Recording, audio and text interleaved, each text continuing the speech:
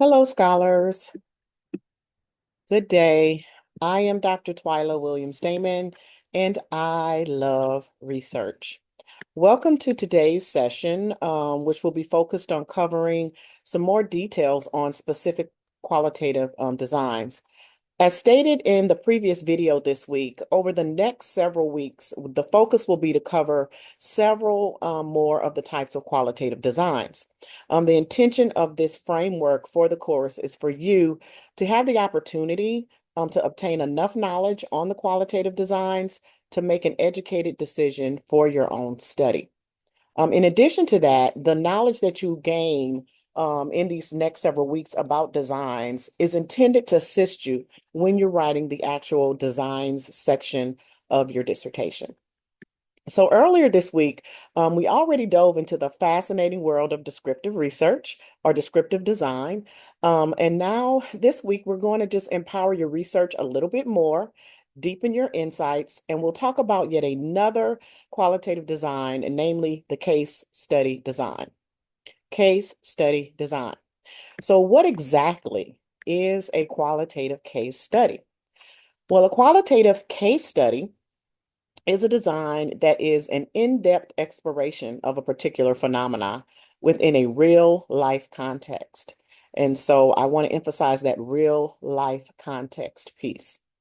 Case study also prioritizes the understanding of the complexity of the human behavior and social processes, rather than just simply exploring broad outcomes. It's very, very specific, a little bit more specific.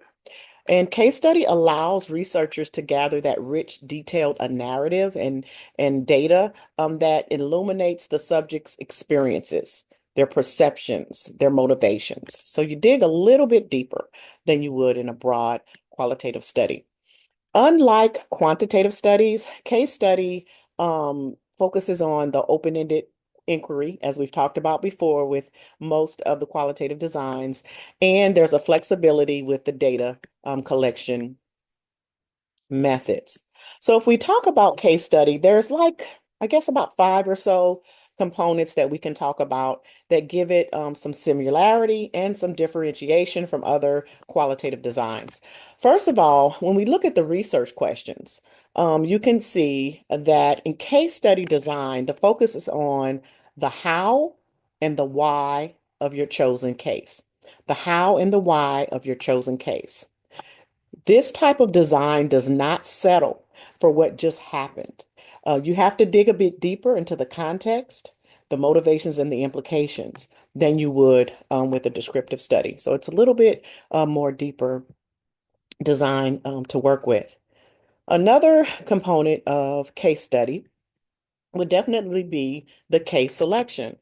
Thus, the case study name of the design. So selecting a case is crucial for a case study. The case is very important. And the case needs to align with and be relevant to your research questions and capable of providing the insights into that particular case. So then you say, well, Dr. Damon, what is a case? Like, what do you mean? You keep saying case. Well, a case can be individuals, it can be groups, it can be an organization, it could be an event, but you just have to justify what your choice of case is when you actually choose it. Another thing about cases and case study is that cases should be bound. They should have some parameters. And so again, you might say, Dr. Damon, well, what is bound? What does binding a case mean? What does that mean? Well, according to the Sage Journal in 2023, to bound or bind a case study means to clearly define its scope and parameters. It means that you set clear boundaries around the subject matter and that you're exploring, and you achieve this several ways. You can do it by identifying a particular time frame. You can do it by focusing on a specific group or a specific entity. You can do it by limiting the geographic area or context geographically. You can also do this by certain defining key research questions. There's several ways you can do this, but each case has to be bound, meaning that those who are outside of the binding of the case or outside of the case do not qualify to be a part of that study. So it needs to be clearly and specific to your case.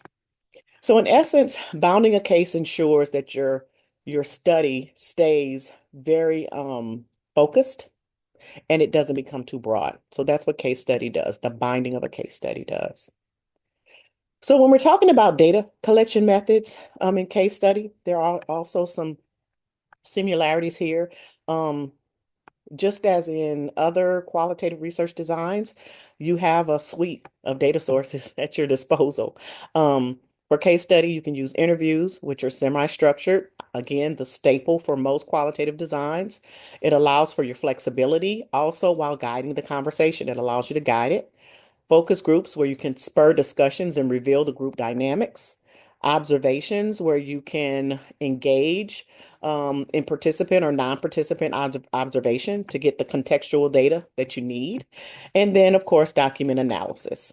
And this is where you analyze the existing documents, any reports, you can even do social media, any content that's relevant to your case.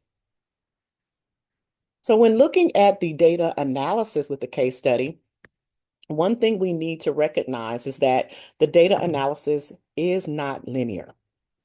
It's not linear in case study. You'll often engage in coding, identifying themes, drawing connections, which is something that we do in other designs. However, it may not always be thematic.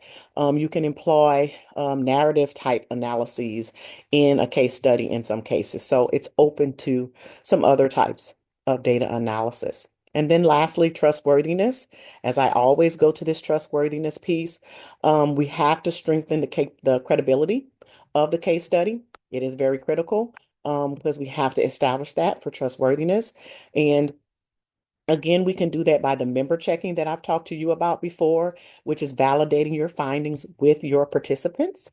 And then also maintaining a reflexive journal where you can check your biases and your perspectives, make sure you're staying on track with that. And then another way for trustworthiness is something that's unique in some ways to case study research, and it's the strategy called triangulation. Triangulation. Triangulation. So think of the triangle, 3 points, triangulation. And so triangulation is somewhat of just a method where you take multiple data sources and you cross-reference your analyses from all three or the 3 points of the triangle together. Now, in some cases, you can conduct triangulation with two, but the thought process is that you would have three or more, and you just cross-reference those. In my opinion, Patton, 1999, he defines triangulation the best, and I'm going to literally read it. It says, the use of multiple methods or data sources in qualitative research to develop a comprehensive understanding of a phenomena. Triangulation also has been viewed as a qualitative research strategy to test validity through the convergence of information from different sources. And so again, triangulation, remember, is an additional type of analyses that is expected in case study.